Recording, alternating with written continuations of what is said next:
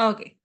So it's about the series is enhancing interpersonal relationship for aspiring psychologist and the other people who wanted to grab और अपनी interpersonal relationship skills को जो है वो अगर अपना improve करना चाहते हैं. Okay, so हमारा जो main content है it's about कि हम understand करेंगे कि interpersonal relationship skills होती क्या हैं, हमें connections कैसे build करने हैं, myths क्या हैं, theories क्या हैं जो इससे relate कर रही हैं, और बीइंग अ पर्सन और बीइंग अ साइकोलॉजिस्ट और साइकोलॉजी स्टूडेंट आप कैसे इन थेरीज को जो है वो रिलेट कर सकते हैं इसके साथ. And then we have communication abilities क्या होती हैं और इफेक्टिव स्ट्रेटजीज. इसमें आपके पास मैं आपको कुछ एक्टिविटी करवाऊंगी जिससे आपको आइडिया होगा कि क्या चीज़ें आप किस तरीके से बिल्डअप कर सकते हैं interpersonal relationship skills. Okay, so first of all हमारे पास मिथ्स हैं. मिथ से रिलेटेड मैं चाहूंगी कि आप अपना कमेंट सेक्शन ओपन रखिएगा, आप लोग मुझे बताएंगे साथ साथ, then I will tell you कि इट्स राइट और नॉट, और वी विल डिस्कस कि क्या ये मिथ्स और फैक्ट्स कैसे हम इसको फैक्चुअल बेसिस में लेके जा सकते हैं. What do you think that के interpersonal skills are innate? Okay, मैं साथ में कमेंट सेक्शन ओपन कर लूँ. Okay, so we have the Muqaddas from Gilgit Baltistan, doctor Mehar. Okay,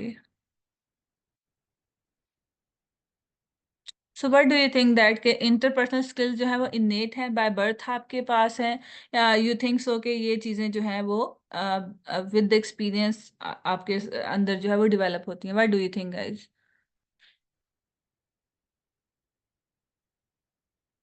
any comment on it? मैंने आपके कमेंट सेक्शंस ऑन किए हुए हैं. Not by birth, I think with experience, by experience. Okay, no, we learn through experiences. Okay, that's great. No, by experience. Okay, that's great. Then we have the next myth is knowledge of psychology equals strong interpersonal skills.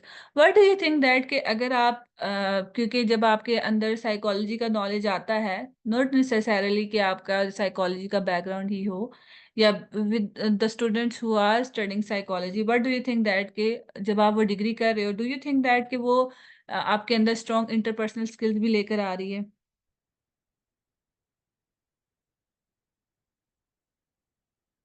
Yes, it's already feeling a calm and mature taking this. Oh, that's great, Amar. It's by birth. Okay, Shahzeb is it's by birth. Just you just have to mature them more by experience. Okay, but we can learn them. Okay, yes, it is already giving a calm vibe. Oh, that's great. Not necessarily. Okay. What about others?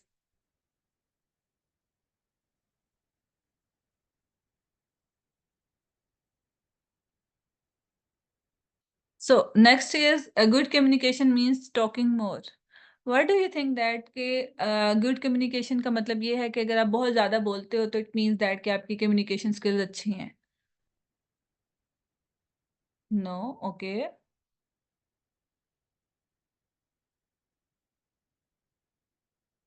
It's wrong. Okay.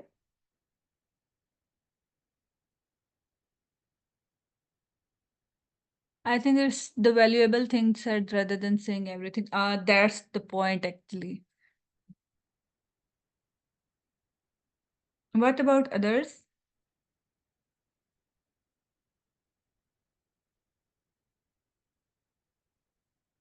Okay, so next is empathy is just a sympathy. I agree with him. Good communication is talking in a way you understand. Okay, I don't think so. Okay, so next is empathy is just sympathy. Do you know the difference between empathy and sympathy, or do you think that it's just the same thing?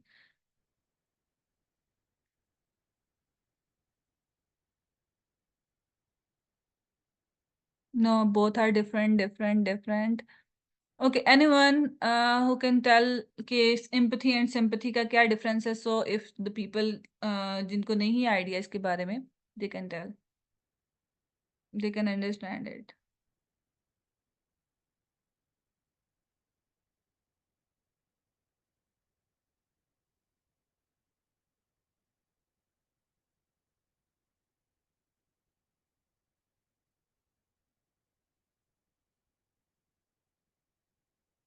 Communication is not just not about talking, but active listening as well. Okay, good.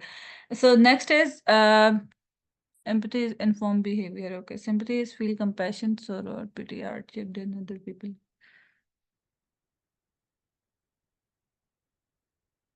That's great. Okay, so everyone, just look into the last two comments. आप लोगों को idea हो जाएगा empathy and sympathy क्या होती है. Empathy is something कि आप उस पर्सन की फीलिंग्स को अंडरस्टैंड कर पा रहे हो, ठीक है.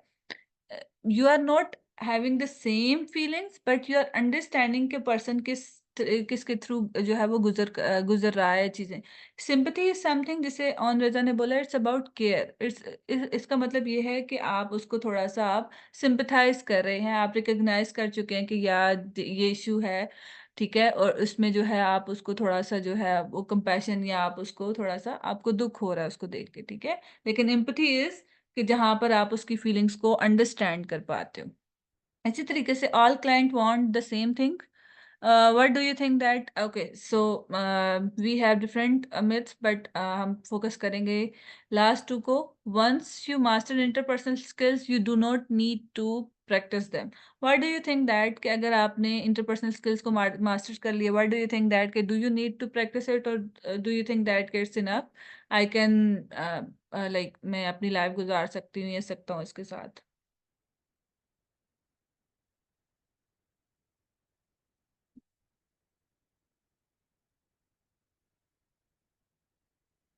We need to practice. Okay, that's great. And the last is it's enough to know how to handle difficult conversation.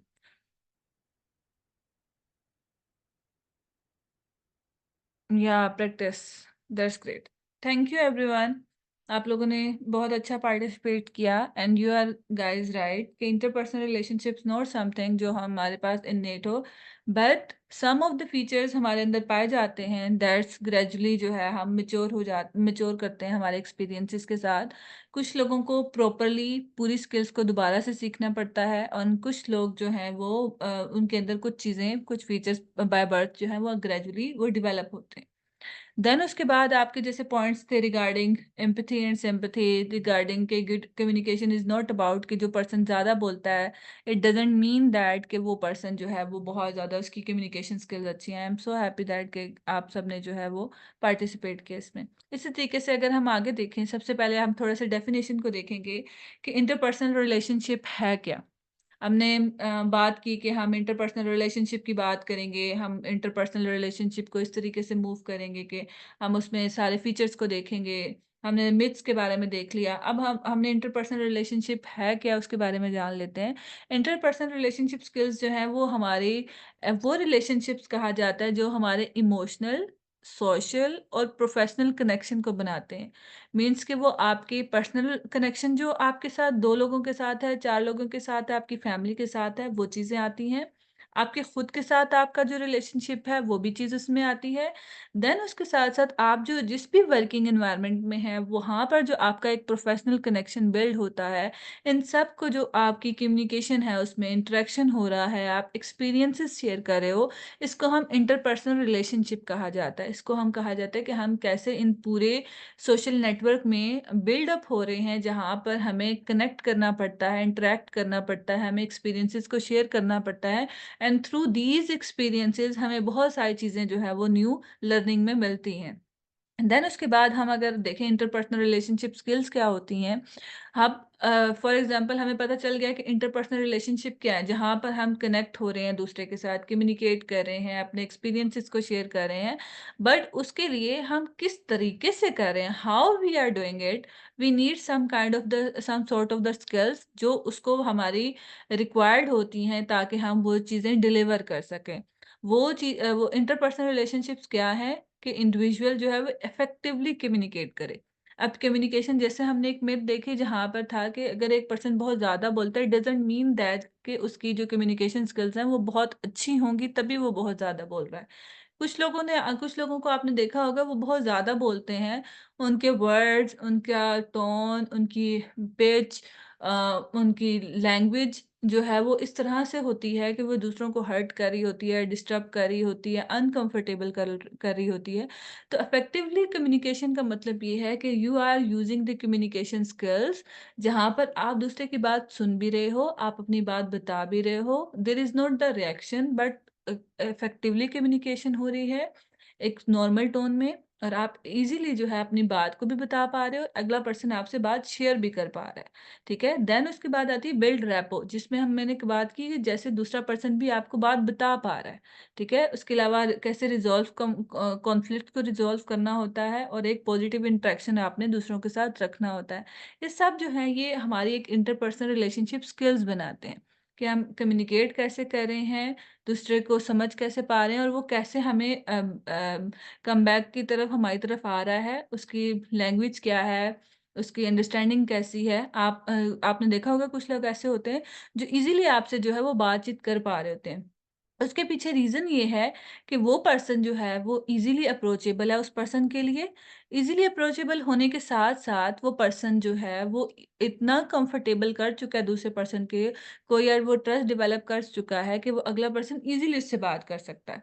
अब अगर हम साइकोलॉजिकल पर्सपेक्टिव से देखें, बेसिकली फॉर द साइकोलॉजिस्ट, तो अगर आप जब कम्युनिकेट करते हो, आपके पास जब क्लाइंट आ रहा है and you have to communicate with them, because आपके पास टाइम एक लिमिटेशन होती है वो 30 टू 40 मिनट्स की, and you have to communicate. तो उस दौरान आपने उसको किस तरीके से स्किल्स को यूटिलाइज़ करते हुए आपने कम्युनिकेट करना है, अंडरस्टैंड करना है क्लाइंट को, रैपो बिल्ड करनी है, और आगे की तरफ एक पॉजिटिव इंटरेक्शन बनाना है, ताकि जो है वो आपका एक जो पूरा सेशन है वो प्रोसीड कर सके फर्दर। तो ये चीज़ें आपके लिए बहुत ज़्यादा इंपॉर्टेंस रखती हैं।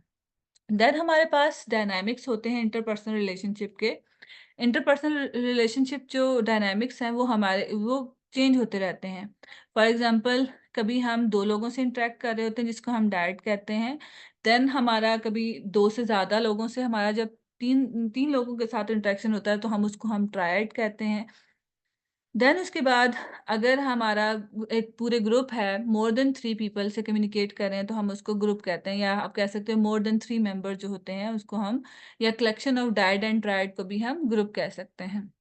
अब इसमें अगर हम बात करें तो एक पर्सन जो है वो बोल रहा होता है और दूसरा पर्सन सुन रहा होता है, वो डायड में आएगा। 2 लोग हैं, एक बोलता है तो दूसरा सुनता है। अगर दोनों बोल रहे हैं तो देयर इज नो पर्सन जो उनकी बात सुन रहा है। वेयर द कॉन्फ्लिक्ट अराइज, जहां पर दोनों सुन बोल रहे होते हैं, कोई बात सुन नहीं रहा होता। देन उसके बाद हमारे पास ट्रायड आते हैं, जहां पर मेंबर इंगेज होते हैं, कम्युनिकेट करते हैं एक दूसरे के साथ। एक पर्सन हो सकता है वो मीडिएटर हो, या 2 लोग बोल भी रहे हैं, एक पर्सन एनालाइज़ कर रहा है और वो बता रहा है कि आपने इस तरीके से बात की, इस तरीके से, ठीक है? उसके अलावा ग्रुप में जो है वो स्टेबिलिटी लाने के लिए कम्युनिकेशन जो एक पैटर्न चल रहा होता है।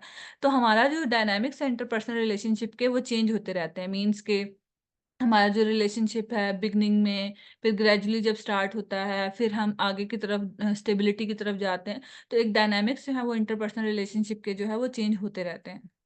देन हमारे पास आते हैं types of relationship, interpersonal relationship.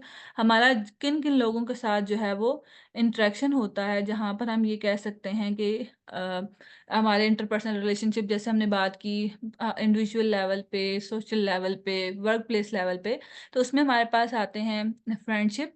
अब फ्रेंडशिप में चीज़ क्या आती है कि जहाँ पर आप फ्रीली एसोसिएट करते हो उस इंडिविजुअल के साथ।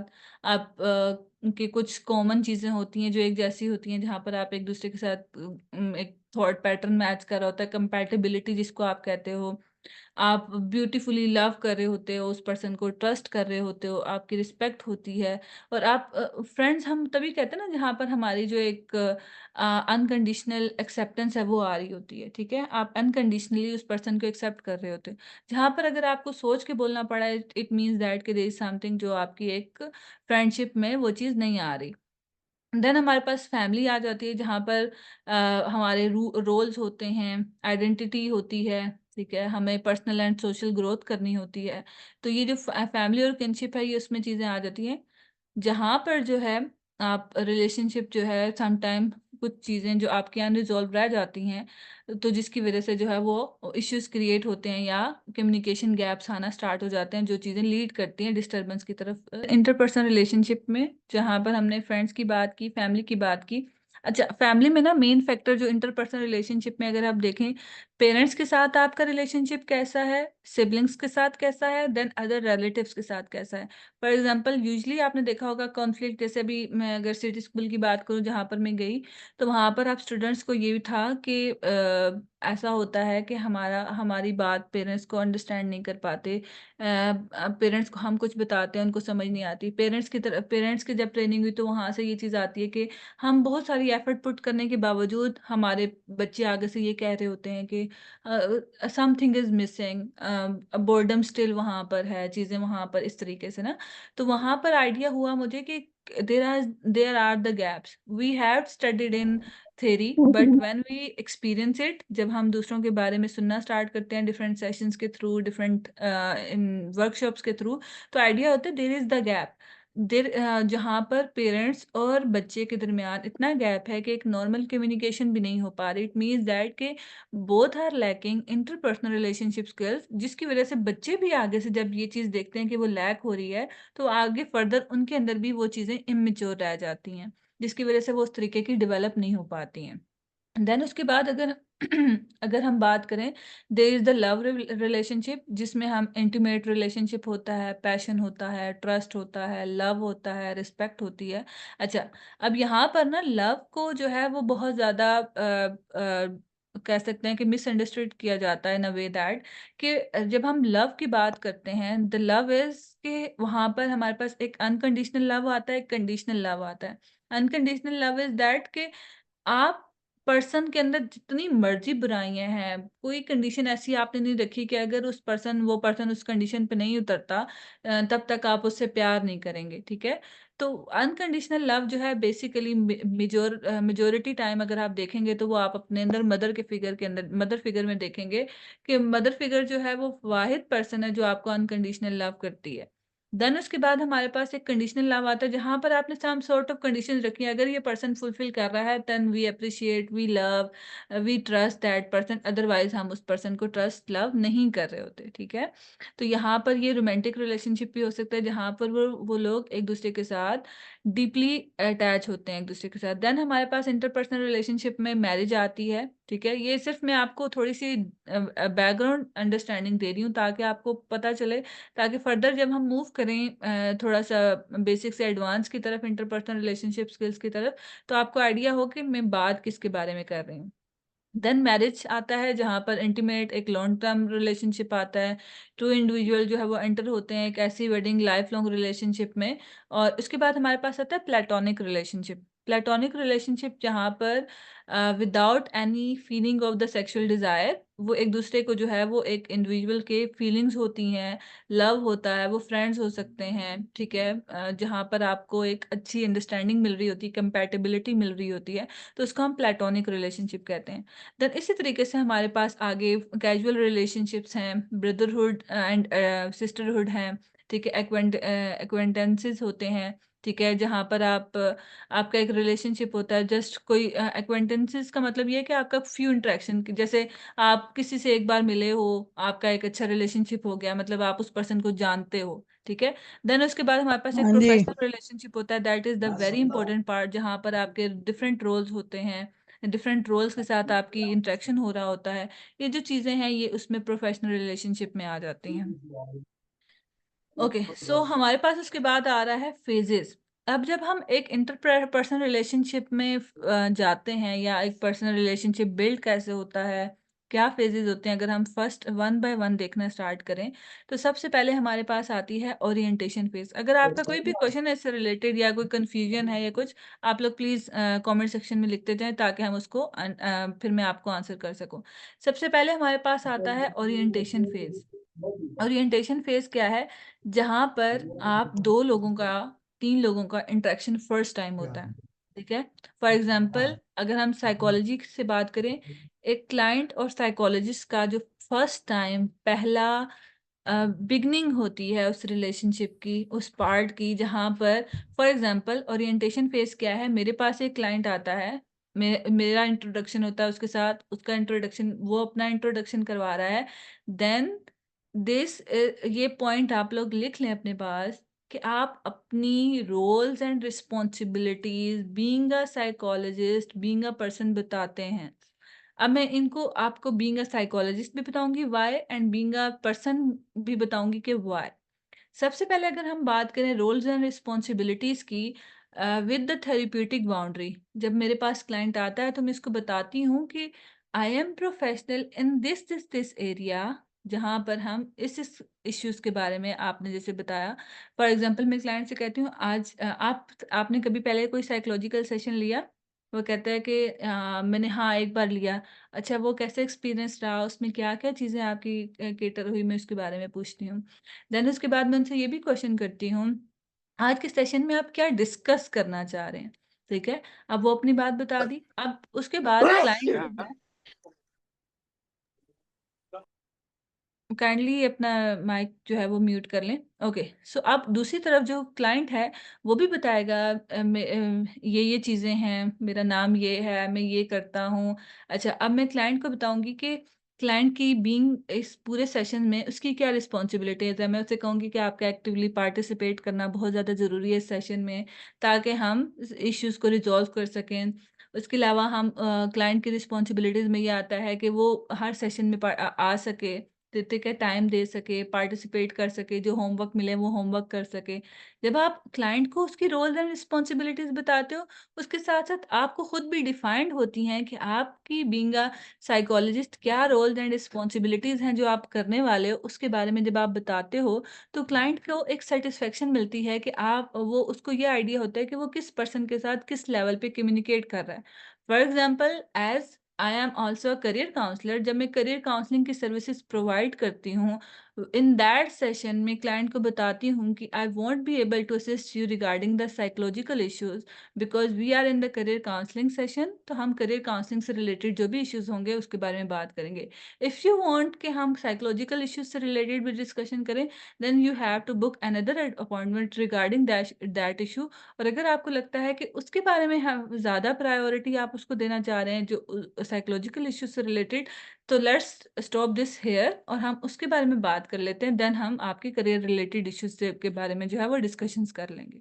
ठीक है? दिस इज समथिंग जो आपको करना बहुत ज़्यादा ज़रूरी है। मतलब आपको पॉइंट आउट करना है, आपको बताना है अपनी रोल्स एंड रिस्पॉन्सिबिलिटीज़ और आगे से उसकी भी रोल्स एंड रिस्पॉन्सिबिलिटीज़। अब यहाँ पर एक तो सैटिस्फैक्शन होगी, क्लैरिटी हो जाती है इस फ़ेज़ पे, और उसके साथ-साथ जो है वो बाउंड्रीज़ क्लैरिटी भी हो जाती है कि आपकी क्या बाउंड्री है बीइंग दैट प्रोफेशनल। ये आप अपनी वर्क प्लेस में भी यूज़ कर सकते हो, आप अपने being a psychologist, psychology student भी यूज़ कर सकते हैं। और इसके साथ-साथ आप मैं इंडिविजुअल लेवल की बात करते हो, आपकी पर्सनल लाइफ में अगर आप किसी के साथ मिलते हैं, फॉर एग्ज़ाम्पल आपने देखा होगा बहुत सारे लोग ऐसे हैं जो कलीग्स को भी फ्रेंड्स बोलते हैं, कज़न्स को भी फ्रेंड्स बोलते हैं, बाहर कोई पर्सन मिल गया उसको भी फ्रेंड बोलते हैं, ठीक है? किसी और की फ्रेंड है उसको भी आप लोग फ्रेंड बोलते हैं, ठीक है? आप हर पर्सन को जो है वो अपना दोस्त बना लेते हैं कि do you you think that कि ये आपके फ्रेंड्स हैं, but they are not actually your friends, ठीक है? तो अपनी जो रोल्स एंड रिस्पॉन्सिबिलिटीज़ हैं being into that relationship, you have to be defined कि आप खुद के साथ भी क्लियर हो और दूसरे पर्सन को भी क्लियर करो। कि फॉर एग्जांपल अब अगर मुझसे कोई बात करता है, अगर मैं वर्क प्लेस के एनवायरनमेंट में हूँ, मैं अच्छे से कम्युनिकेट कर रही हूँ, पार्टिसिपेट कर रही हूँ किसी चीज़ में, बट मैं वहाँ पर उनको क्लियर करती हूँ कि yes we have the good communication, but it doesn't mean that कि we have some other kind of the relationship which is for example friendship और other thing. It's just the colleagues, at colleague level पे ही हम हमारे जो roles हैं वो उतने ही होंगे। सो दिस इज समथिंग जो आपको भी क्लियर करता है बीइंग एन इंडिविजुअल लेवल। और फिर वो जो आपके अंदर अटैचमेंट आ जाती है, उसके अलावा आपके अंदर मिसट्रस्ट के इश्यूज आते हैं, अदर फैक्टर इश्यूज आते हैं, वो इस फेज पे जो है वो वहीं पर ख़त्म हो जाते हैं। अब वो बिगनिंग में ही स्टॉप हो गए हैं तो इट मीन्स दैट कि वो फर्दर मूव नहीं करेंगे। अगर वो बिगनिंग में ही क्लियर नहीं है तो वो फिर आपको बहुत ज़्यादा आगे की तरफ जाके डिस्टर्बेंस क्रिएट करते हैं। जैसे बहुत अच्छा उस दिन मैं एक टिकटॉक की वीडियो देख रही थी, वहाँ पर था कि अगर आपने एक टिकट लिया और आप किसी बस में बैठ गए हो, तो अगर आपको पता चल गया आप एक रॉन्ग बस में बैठ चुके हो, अगर आप जितना जल्दी उससे निकल जाओगे जितने क्लोज एरिया पे, उतना जल्दी आप अपनी जो डेस्टिनेशन है वहाँ तक पहुँच जाओगे। अगर आप बहुत ज़्यादा आगे मूव करते जाओगे उसी रॉन्ग बस में, तो आप सोच लो कि आपको कितना टाइम लगेगा उसको वापस अपनी डेस्टिनेशन में लाने, अपने आप को वापस लेकर आने में। तो इट्स समथिंग कि वहाँ पर आप अपनी रोल्स एंड रिस्पॉन्सिबिलिटीज़ को डिफाइन करो, जहाँ पर आप अगर मैं साइकोलॉजिस्ट की बात करूँ, तो बीइंग अ साइकोलॉजिस्ट आपने कॉन्ट्रैक्चुअल होना है। कॉन्ट्रैक्चुअल का मतलब ये है आपने अपनी रोल्स एंड रिस्पॉन्सिबिलिटीज़ के साथ what you are going to discuss in the session you have to be clear about it. Then उसके बाद हमारे पास नेक्स्ट सेशन आता है जिसको हम कहते हैं आइडेंटिफिकेशन फेज। ठीक है, यहाँ पर अगर आपका एक अप्रोच नेक्स्ट मूव कर गई है, नेक्स्ट फेज आ गया है आपकी लाइफ में, यहाँ पर आप ऐसी अप्रोच यूज करते हो जहाँ पर आपकी एक एम्पैथेटिक रिलेशनशिप आता है, एम्पैथी आती है, एम्पैथेटिक अंडरस्टैंडिंग आती है, जहाँ पर आप क्लाइंट की फीलिंग्स को अच्छे से अंडरस्टैंड कर रहे हो। ऑन द अदर हैंड, अगर आप अपनी पर्सनल लाइफ में देखो, आप अगर आपका पार्टनर है, आपका फ्रेंड है, आपकी फैमिली में से कोई पर्सन है, आप उसको अंडरस्टैंड कर पा रहे हो, वो किस पेन में है, वो किस चीज़ से गुजर रहा है, तो इट्स समथिंग वो उस फेज में आ जाते हैं। ठीक है, आप उसके साथ कम्युनिकेट करते हैं अबाउट देयर प्रॉब्लम्स, क्योंकि we you have already decide कि आप किस इश्यूज के बारे में डिस्कस करेंगे। अब वहाँ पर किसी भी किस्म की एम्बिग्युइटी आती है, अनक्लैरिटी आती है in the orientation phase, it means that कि वो फर्दर जो है वो डिस्टर्बेंसेस की तरफ जा सकती है। और दूसरी चीज़ ये कि आप अगर आप साइकोलॉजिकल सेशन पे हैं, तो वहाँ पर try to use the words जो आपका क्लाइंट यूज़ कर सके। फॉर एग्जांपल, आप क्लाइंट से कहते हैं, okay let's we are in the contractual phase, so let me tell me what we are going to discuss in the session, what you want to discuss in the session. आप क्या चाहते हैं हम session में discuss करें? अब client थोड़ी देर के लिए स्टॉप हो जाएगा कि वो किस तरह की बात कर रहे हैं, क्या बात होना स्टार्ट हो गई है। ठीक है, तो ये जो चीज़ें हैं, ये आइडेंटिफिकेशन फेज में जब आप आते हो, तो आपने क्लैरिटी की तरफ आना है और try to use the simple language, जहाँ पर आप क्लाइंट की प्रॉब्लम को सुनते हो, समझना स्टार्ट करते हो, और फिर आपको पता चलता है किन किन एरियाज पे जो है वो आपके क्लाइंट के जो है वो आपने काम करना है। ठीक है, ये बहुत ज़्यादा हेल्प करता है। आप क्लाइंट के कॉन्टेक्स्ट को, उनकी प्रॉब्लम्स को आइडेंटिफाई करते हो, और फिर आपको ये भी देखना है इस इन दिस पॉइंट कि आप कौन-कौन से क्लाइंट की ऐसी पॉजिटिव चीज़ें हैं जिनको एज़ अ रिसोर्स यूज़ करोगे आप, ठीक है? तो ये चीज़ें बहुत ज़्यादा इम्पोर्टेंस रखती हैं, और ये वो फ़ेज़ है जहाँ पर क्लाइंट की जो सेल्फ एस्टीम है, बिकॉज़ वो उस रिलेशनशिप में है, ट्रस्ट कर रहा है, अपने प्रॉब्लम्स बता रहा है जो उसने कभी किसी को नहीं बताई। तो दिस इज़ द पॉइंट जहाँ पर उसको बिलॉन्गिंगनेस की फीलिंग्स आना बहुत ज़्यादा ज़रूरी है, ताकि वो अपनी उसको ये एम्पावर हो सके कि वो अपने आप को इसमें आगे की तरफ मूव करे। Then we have the exploitation phase. अच्छा, यहाँ पर ना एक्सप्लॉयटेशन का फेज का मतलब आप लोगों के अकॉर्डिंगली गया है, something we are going to manipulate. ठीक है, it's not about exploitation phase, it's about exploration. Exploitation का मतलब ये नहीं है कि आप उस पर्सन को मैनिपुलेट करना चाह रहे हो। इट्स अबाउट, अगर हम एक्सप्लॉयटेशन का डिक्शनरी मीनिंग देखें, इसका मतलब ये है कि आप जो हो, आप पर्सन को ये एक ऐसा प्रोसेस है जो आप यूज़ करते हो ताकि आप पर्सन को प्रॉपरली उसके रिसोर्सेज को, उसकी जो पॉजिटिव स्ट्रेंथ्स हैं उसको यूज़ करते हुए, यूटिलाइज करते हुए, उसको उस प्रॉब्लमैटिक फेज से निकालने के लिए आप उस रिसोर्सेज को यूज़ करके आप उसकी प्रॉब्लम को सॉल्व करो।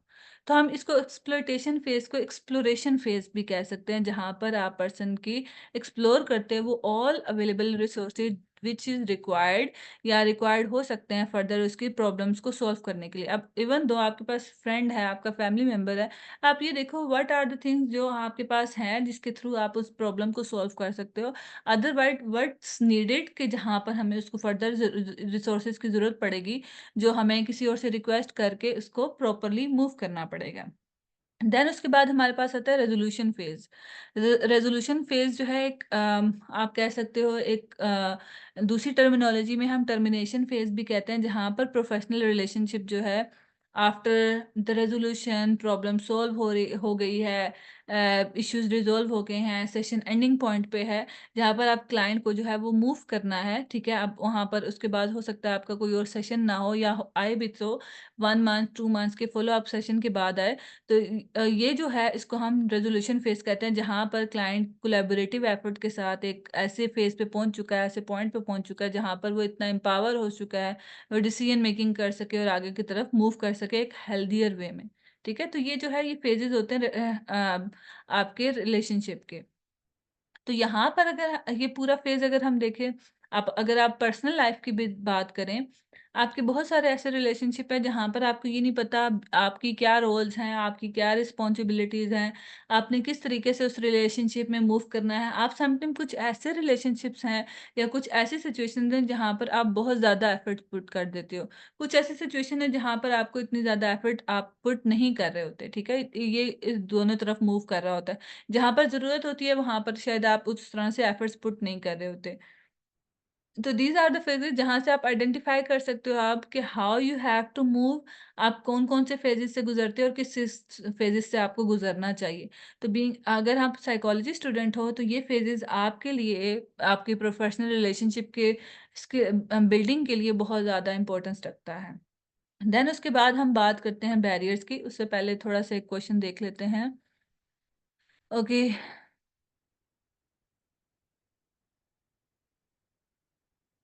ओके, शायद मैं आपको इसका आंसर कर दूँगी, आप इसको ग्रुप में भी कर दीजिएगा ऐड।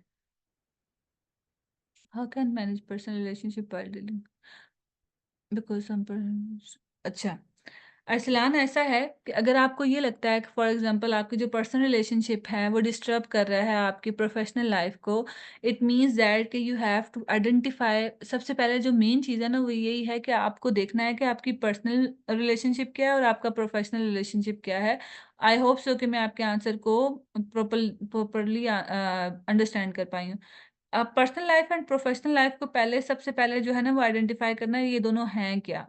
फिर अगर आपकी प्रोफेशनल लाइफ की वजह से आपकी पर्सनल लाइफ डिस्टर्ब हो रही है या पर्सनल लाइफ की वजह से प्रोफेशनल लाइफ डिस्टर्ब हो रही है, वहां पर दिस इज द टाइम जहां पर you have to stop yourself and you have to identify what are the problem जो इस चीज को इस तरीके से मूव कर रहे हैं और आगे की तरफ डिस्टर्बेंस की तरफ क्रिएट कर रहे हैं, और मुझे किस तरीके से मैनेज करना उन चीज़ों को। फॉर एग्जाम्पल, मेरे घर में कुछ इश्यू हुआ है, लड़ाई हुई है, चीज़ें हुई हैं या मेरे मेंटली तौर पे डिस्टर्ब हो गई हूँ उन चीज़ों की वज़ह से, वो काफ़ी पर्सनल थी, जिसकी वज़ह से अब मैं प्रोफ़ेशनल लाइफ़ पे उस तरीके से फ़ोकस नहीं कर पा रही, चीज़ें मूव नहीं कर रही। इट मीन्स दैट कि देयर इज़ द समथिंग जहाँ पर अब मुझे पर्सनल लाइफ़ को पर्सनल लाइफ़ रख के when I am in the professional background और professional environment, I have to stop that thinking there कि okay I will think about it, but if I am in this environment so I have to work here properly, then उसके बाद मैं जाके अपनी personal life के बारे में work करूंगी। तो जब आप इस तरीके से डिफाइंड हो जाते हैं तो चीज़ें अच्छे से मूव करती हैं। इसी तरीके से फॉर एग्जांपल आपकी प्रोफेशनल लाइफ है जो आपकी पर्सनल लाइफ को इम्पैक्ट कर रही है। आपकी ड्यूटी आवर्स ख़त्म हो जाते हैं 5 पीएम पे, और आप अगर एक्स्ट्रा टाइम दे रहे हो वहाँ पर या आप उसको घर पे लाकर भी काम कर रहे हो क्योंकि this is the part of your JDs, तो आपको उसमें देखना है कि किस तरीके से आप उसको उसी वर्किंग आवर्स के अंदर मैनेज करें, ताकि आपको अपनी जो पर्सनल लाइफ़ है उसके दरमियान उसमें आकर वो चीज़ें आपको डिस्टर्ब ना करें। तो ये दोनों तरफ से बहुत इम्पोर्टेंस रखता है जहाँ पर आपको लेकर चलना होता है। ओके, देन उसके बाद as a psychology what are the most effectful. Okay. अच्छा, रेज़ोल्यूशन फ़ेज़ में जो मेन चीज़ें आपने करनी होती हैं, जब आप रेज़ोल्यूशन फ़ेज़ की तरफ जा रहे हो, तो सबसे पहले आप ये देखो थ्रू आउट द फ़ेज़ेज़, जितने भी हमने फ़ेज़ेज़ देखे हैं, जब आप क्लाइंट को रोल्स एंड रिस्पॉन्सिबिलिटीज़ बता रहे हैं ना स्टार्टिंग में ओरिएंटेशन फ़ेज़ पे जहाँ पर आप बता रहे हैं मेरा रोल क्या है, आपका रोल क्या है, हम इस सेशन में क्या डिस्कस करेंगे। आगे फ़र्दर आप उसकी इश्यूज़ को देखते हो, प्रॉब्लम्स को देखते हो, आप उसमें से इम्प्रूवमेंट एरियाज़ को फाइंड आउट करते हो, क्वेश्चन करते हो उस एरियाज़ को जहाँ पर उसको रियलाइज़ेशन की तरफ आती हैं चीज़ें। क्वेश्चनिंग टेक्निक को भी जो है क्वेश्चनिंग स्किल्स क्या होती हैं उसके बारे में भी इंशाल्लाह हम एक सीरीज़ का पार्ट होंगी, मैं आपको बताऊँगी। तो अब उसमें ये सारी चीज़ें क्या है जहाँ पर अब जब आप रेज़ोल्यूशन फ़ेज़ में आ गए हो, तो क्लाइंट को ऑलरेडी पता है कि हमने कितना प्रोग्रेस किया है, कितना इम्प्रूव कर लिया है, किस पॉइंट पे हैं हम, किस तरह से मूव कर रहे हैं हम, कितना हमने इम्प्रूव किया है, कितने परसेंटेज पे हैं। कौन-कौन से एरियाज़ अभी वर्क करने के लिए रहते हैं, किस किस तरीके से आगे मुझे मूव करना है। वो जब चीज़ें प्रोग्रेस ऑलरेडी डिस्कस होती है क्लाइंट के साथ, तो हम इस तरीके से इंश्योर करते हैं कि क्लाइंट सपोर्ट भी एम्पावर्ड भी है और सपोर्टेड भी है, बिकॉज़ ही और शी ऑलरेडी नो दैट कि हम किस तरीके से वर्क कर रहे हैं, और आप उसको ऑलरेडी बता रहे हो कि हम इसमें इस सेशन में जो है इस तरीके से मूव करेंगे। आप हमने जो है ये चीज़ें कर ली हैं। आपने बताया कि इतने-इतने इम्प्रूवमेंट आ रही है इस एरिया में, आगे हम किस तरीके से मूव करने वाले हैं। आप उस सेशन को, अगर फॉर एग्ज़ाम्पल आज का सेशन हुआ, नेक्स्ट सेशन में मैं क्लाइंट को ब्रीफ समरी दूँगी कि पिछले सेशन में क्या काम हुआ, मैंने होमवर्क क्या दिया और आगे कैसे मूव करेंगे। ये बहुत इम्पोर्टेंस रखता है। अब क्लाइंट को यूजुअली पता ही नहीं होता कितनी ज़्यादातर जो साइकोलॉजिस्ट को इश्यू आता है वो ये आता है कि उनको पता ही नहीं होता कि क्लाइंट को ये नहीं पता होता कि मैं किस फ़ेज़ पर हूँ या मैंने कितना प्रोग्रेस कर लिया है। दोनों ही एक ऐसी अनसर्टेन सिचुएशन पे होते हैं जिनको साइकोलॉजिस्ट को अपनी वर्क पे क्वेश्चन आना स्टार्ट हो जाता है। उनको लग रहा होता है शायद मैं प्रोफ़ेशनली इतना अच्छा काम नहीं कर रही या कर रहा, और on the other hand client को भी डिससैटिस्फैक्शन होती है। जब आप थ्रू आउट इन्फॉर्म्ड रहते हो, क्लाइंट को भी इन्फॉर्म करते हो, आपको ऑलरेडी माइंड में चीज़ें होती हैं, आप किस-किस तरीके से मूव कर रहे हो, तो दोनों तरफ से जब ये चीज़ें रिलेशनशिप बिल्ड होता है, मूव करता है, तो एक बेस्ट वे में जो है क्लाइंट एम्पावर्ड होता है और सपोर्टेड फील कर रहा होता है। उसको इम्पोर्टेंस फील होती है, okay this is my session, I have to be responsible, I have to work on it, and वो इस तरीके से जो है वो एम्पावर होना स्टार्ट हो जाते हैं। ओके, सो सेरेना, जो ओरिएंटेशन फेज़ है, it's about roles, responsibilities, what you are going to discuss in this sessions. आप अपना इंट्रोडक्शन कराते हैं, क्लाइंट का करवाते हैं, ओरिएंटेशन में आप इस तरीके से मूव कर रहे होते हैं। Okay, let's move toward our barriers of the interpersonal relationship. क्या-क्या बैरियर्स आते हैं? सबसे पहले अगर हम पर्सनल बैरियर की बात करें, पर्सनल बैरियर के अंदर जो मेजर फैक्टर्स जो पर्सनल डेवलपमेंट में, मेंटेनेंस में आते हैं, सबसे पहले आपका जेंडर। अब ज़्यादातर अगर हम साइकोलॉजिकल पर्सपेक्टिव से देखें या वर्क प्लेस के पर्सपेक्टिव से देखें, पर्सनल लाइफ के फैक्टर से देखें, हर फैक्टर्स को आपने जो है अपने साथ रिलेट करना है। सबसे पहले अगर हम जेंडर की बात करें, जेंडर बहुत ज़्यादा इन्फ्लुएंस करता है इंटरपर्सनल रिलेशनशिप को, ठीक है? आप एक स्ट्रेंज पर्सन से अचानक अपनी सारी बात नहीं कर पाते हैं, राइट? और अगर ऑपोज़िट जेंडर है, तो बिल्कुल भी नहीं कर पाते, ठीक है? तो इट्स समथिंग जहाँ पर आप अ, उस तरीके से श्योर नहीं होते हो। आप हमारा कल्चर बहुत ज़्यादा इम्पैक्ट कर रहा होता है, तो पर्सनल बैरियर्स में आपका अगर बहुत ज़्यादा इंटरेक्शन नहीं रहा ऑपोज़िट ऑपोज़िट जेंडर के साथ, ठीक है? और आपको कम्युनिकेट करते हुए कुछ लोग जो फीमेल्स कॉलेज स्कूल से यूनिवर्सिटीज़ में रहे हैं, जो बॉयज़ भी सेम, अब मैं दोनों जेंडर्स की बात कर रही हूँ। तो जब वो ऑपोज़िट जेंडर के साथ इंटरैक्ट करते हैं, तो they feel that kind of the barrier, जो उनकी उन स्किल्स को यूटिलाइज़ करने में या मूव करने में, कम्युनिकेट करने में उनको बहुत ज़्यादा हेजिटेशन होती है, because the brain mark them stop हो जाता है वहाँ पर कि कैसे करना है, किस तरीके से होगा, सेटिंग है, नहीं है, तो इस तरह की क्वेश्चनिंग जो है वो उसके माइंड में चल रही होती है। देन उसके बाद चीज़ आती है पर्सनल बैरियर्स में, आपकी ऑनेस्टी और ट्रस्ट आता है आपका, ठीक है? अगर आपका ट्रस्ट और ऑनेस्टी नहीं है, ठीक है? फॉर एग्ज़ाम्पल आपका फ्रेंड भी आप पे उस तरीके से ट्रस्ट नहीं कर पा रहा, इवन दो आप खुद भी अपने वर्ड पे अपने आप के ऊपर क्वेश्चन करना स्टार्ट कर देते हो, अपनी ऑनेस्टी पे, चीज़ों पर। तो इस तरीके ये जो चीज़ें हैं वो पर्सनल बैरियर आते हैं जो आपके खुद के साथ हैं, बीइंग एन इंडिविजुअल हैं, जिसकी वजह से आप कोई भी इनिशिएट नहीं कर पा रहे चीज़ें, ठीक है? उसके अलावा चीज़ आती है स्ट्रॉन्ग इंटरपर्सनल रिलेशनशिप में, जहाँ पर आप कंपैटिबिलिटी, आप ऑल द टाइम ये सोचते हो कि ये पर्सन मेरे एज में कम है, कंपैटिबल नहीं होगा, एज में ज़्यादा है तो कंपैटिबल नहीं होगा, ऑपोज़िट जेंडर है तो कंपैटिबल नहीं होगा, इसकी एजुकेशन इस तरह की है तो कंपैटिबल नहीं होगा। ये चीज़ नहीं है तो इसका मतलब है ये कंपैटिबिलिटी नहीं हो सकती। तो ये जो चीज़ें हैं वो कंपैटिबिलिटी में आ जाती हैं। फिर उसके बाद the person who has the lack of जो इनसिक्योर होते हैं, ठीक है?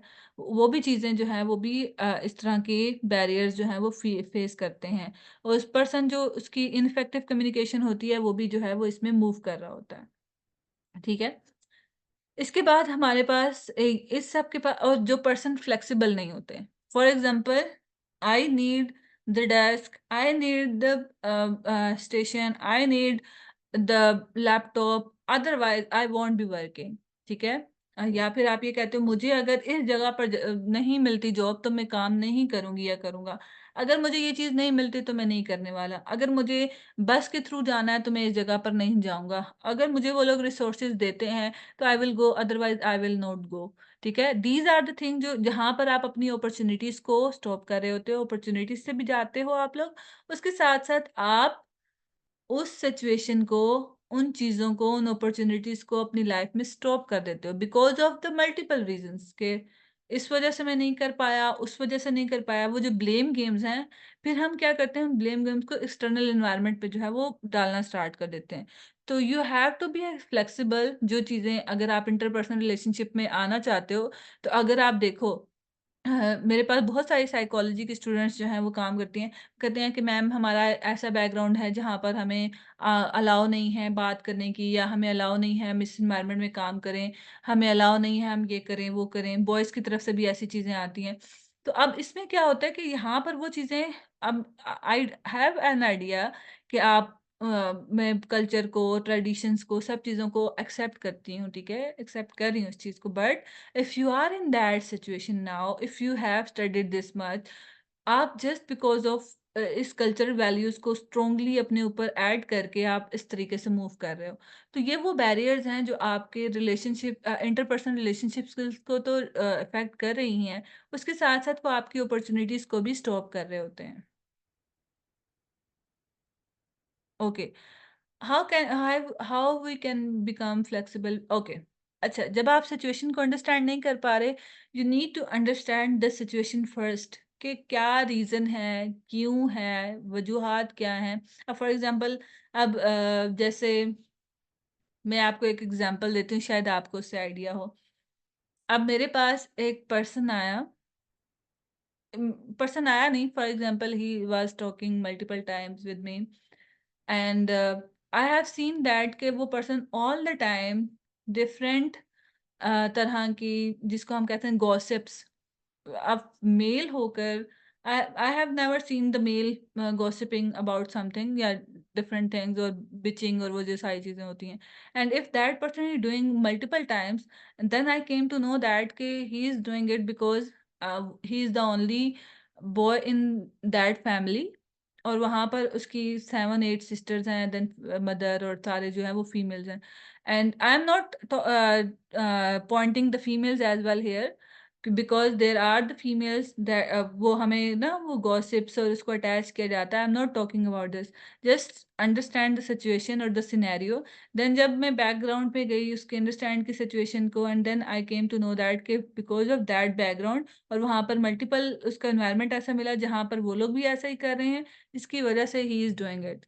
और ये जो चीज़ें हैं ये इस तरीके से मूव करती हैं। अब अगर आप अपनी लाइफ में फ्लेक्सिबिलिटी की तरफ अगर हम आएँ, एग्ज़ाम्पल इसलिए दे रही हूँ, ये बैरियर्स हैं जो आपको मिसट्रस्ट की तरफ, डिसऑनेस्टी की तरफ लेकर जाते हैं। अच्छा, हम फ्लेक्सिबल कैसे हो सकते हैं अपनी लाइफ में? फॉर एग्जांपल आपने अब देखा, मैंने ये एग्जांपल आपके साथ रिलेट नहीं कर रही, मैं जस्ट इसलिए दे रही हूँ कि देखें आप, आपको खुद ही अंडरस्टैंडिंग हुई कि वो सिचुएशन क्या थी, किस तरीके की थी, और क्यों वो पर्सन ऐसा बिहेव कर रहा है। तो सेम इज़ द केस, आपने इसमें भी ऐसा ही करना है। जब आपके सामने ये क्लाइंट इस पर्सन कोई कर रहा है, या आप खुद भी इस तरह के पर्सनल बैरियर्स में फील कर रहे हो, फ्लेक्सिबिलिटी नहीं आ रही उसमें, तो आपने आइडेंटिफाई करनी है सिचुएशन, एंड देन आपने देखना है किस तरीके से। फॉर एग्जांपल, अगर आपको रोड पे बिठाकर भी काम करवाया जाता है जा रहा है, तो जस्ट गो फॉर इट। आपको इस चीज़ के लिए हेजिटेट नहीं होना है कि अगर वो मुझे फ्री में काम करवा रहे हैं, ऐसे क्यों हो रहा है, वैसे क्यों हो रहा है। बहुत ज़्यादा सोचना स्टार्ट करते हैं तो आपके ऊपर जो डिफरेंट अपॉर्चुनिटीज़ हैं आप नहीं ले सकते। On the other hand, you have to set your boundaries as well. Then हमारे पास सिचुएशनल बैरियर्स भी आ जाते हैं। सिचुएशनल बैरियर्स में हमारे पास डिफरेंट इंटरेक्शनल सेटिंग होती हैं जो कॉम्प्लेक्स होती हैं। फॉर एग्जांपल, जहाँ पर हमें कॉम्प्लेक्स टास्क दिए जाते हैं, ऐसी सिचुएशंस आ जाती हैं जैसे आपने बात की अरसलान। तो वो ऐसी सिचुएशन है जहाँ पर हमें समझ नहीं आ रही होती, डिफरेंट लोग होंगे, डिफरेंट इंटरेक्शन होंगी, फ्रीक्वेंसी ऑफ इंटरेक्शन डिफरेंट हो सकते हैं। अब टास्क का आउटकम डिफरेंट हो सकता है। तो ये डिफरेंट सिचुएशन है जहाँ पर हमें all of the sudden instant decisions लेने होते हैं, ठीक है? एडवर्स जहाँ पर हमारी बार-बार ट्रांज़िशंस हो रही होती हैं एनवायरनमेंट में, ऐसी कोई एनवायरनमेंट आ जाता है, जैसे कुछ बच्चे स्कूल डिफरेंट चेंजेस होते हैं उनके, सिटी से सिटी चेंजेस आते हैं, तो वो उनके अंदर डिफरेंट इंटरपर्सनल रिलेशनशिप भी लैक कर रहा होता है, क्योंकि वो ब्लॉक कर देता है इन चीज़ों को। फिर उसके बाद हमारे पास सोशियो कल्चरल बैरियर आता है, जिसमें अब कल्चरल डाइवर्सिटी की वजह से आता है, ठीक है? डिफरेंट अब हम अपने कल्चर को अंडरस्टैंड करते हैं, हमारे सामने कोई और कल्चर की चीज़ कर रहा हो, बात कर रहा हो, तो हम मज़ाक उड़ाना स्टार्ट हो जाते हैं। फिर उसके बाद एथनिक चीज़ें हैं, जहाँ पर हर पर्सन का एटीट्यूड, वैल्यूज़, बिलीव्स डिफरेंट होते हैं, बट बिकॉज़ हम रेज़िस्टेंट होते हैं, फ्लेक्सिबल नहीं होते, एक्सेप्टेंस नहीं होती हमारे अंदर, जिसकी वजह से ये भी बैरियर हमारे अंदर आता है। उसके अलावा लैंग्वेज की बात करें अगर हम, language is also the main barrier जो हमें इंटरपर्सनल रिलेशनशिप की तरफ नहीं लेके जाता। Even though if you are not the person जो उसको वो लैंग्वेज आती, still you can participate, you can enjoy, you can ask them to tell, आपको वो लैंग्वेज सिखाएं। जब आप जितना ज़्यादा पार्टिसिपेट करते हो उस तरीके से जो है आप आगे मूव करना स्टार्ट करते हो, जितना ज़्यादा आप इंटरेस्ट ले रहे होते हो। इसी तरीके से अगर आप साइकोलॉजी की अगर हम बात करें, अब आप देखें आपके पर्सनल बैरियर्स क्या हैं, सिचुएशनल बैरियर्स आपको क्या-क्या फेस होंगे being a psychologist, socio cultural barrier जहाँ पर आपको कल्चरली अपने आप को सेंसिटाइज़ करना है, एथनिसिटी के अकॉर्डिंगली सेंसिटाइज़ करना है, डिसेंसिटाइज़ करना है। उसके अलावा लैंग्वेजेस के बारे में, अगर आपको लैंग्वेज नहीं आ रही है, आपने कैसे रेफर करना है उस क्लाइंट को, ये सारी चीज़ें आपको पता होनी चाहिए। देन हमारे पास आ जाता है जोहरी मॉडल। जोहरी विंडो भी कहते हैं, जोहरी विंडो भी कहते हैं, ठीक है? हम इसके बारे में बात करेंगे, इससे पहले थोड़ी-सी हम मैनेजमेंट देख लेते हैं। अभी हमने जितने भी रिलेशन इश्यूज़ को देखा, इन बैरियर्स को हम ओवरकम कैसे कर सकते हैं? सबसे पहले आपने ऑनेस्ट और ट्रस्ट अपने अंदर लेकर आना है, आपने अपने साथ एक अच्छा रिलेशनशिप बिल्ड करना है। मोर ऑफ द टाइम आपके पास हर टाइम आपका फ्रेंड नहीं होगा जिसके साथ आप ट्रस्ट है, ऑनेस्ट हैं, कंपैटिबिलिटी एवरीथिंग इज़ देयर। जहाँ पर आप रैंडमली कोई भी स्टफ बोल देते हैं एंड अगला पर्सन आपको एक्सेप्ट कर लेगा।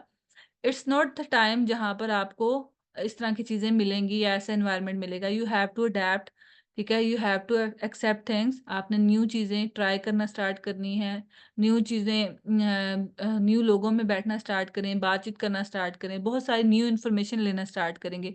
इवन दो रिसर्च ये कहती है जब आप एक ही पर्सन के साथ मल्टीपल मीटिंग्स करते हैं, उनके जो न्यूरल सिस्टम है वो आपके साथ जो है वो मिक्स हो जाते हैं। इसी वज़ह से आपको लगता है कि उनकी शक्लें भी मैच होना स्टार्ट हो गई हैं।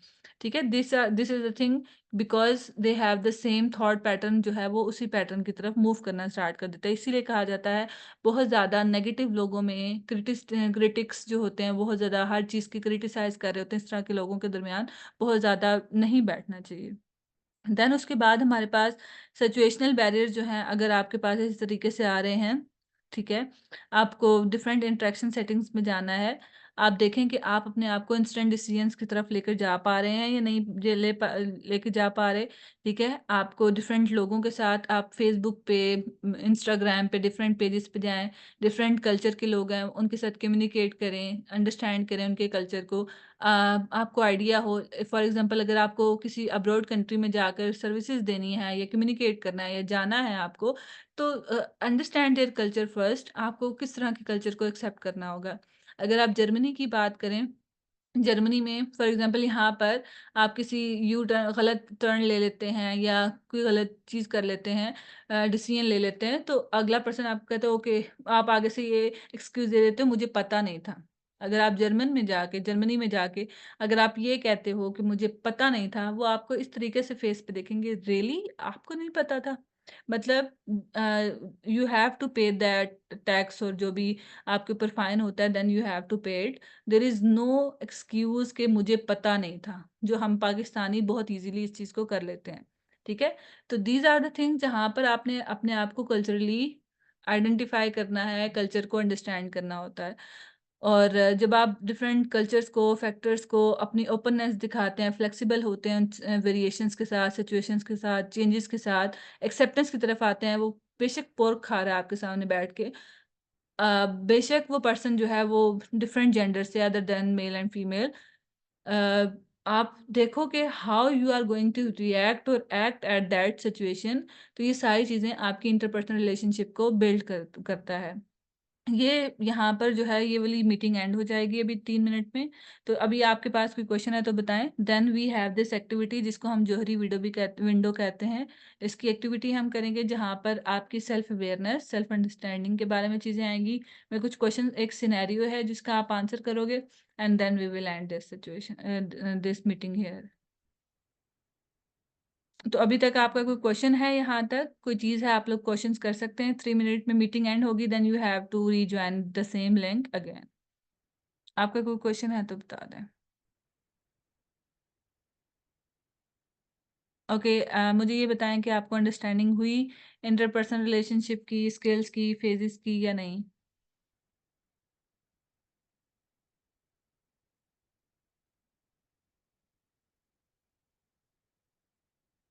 एनीवन?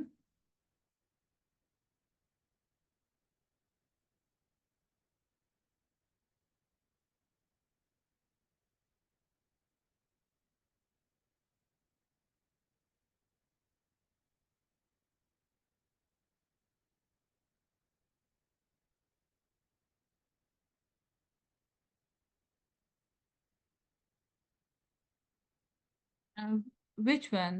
क्या चीज़ आप महर चाह रहे हैं कि मैं रिपीट करूँ? Thank you so much.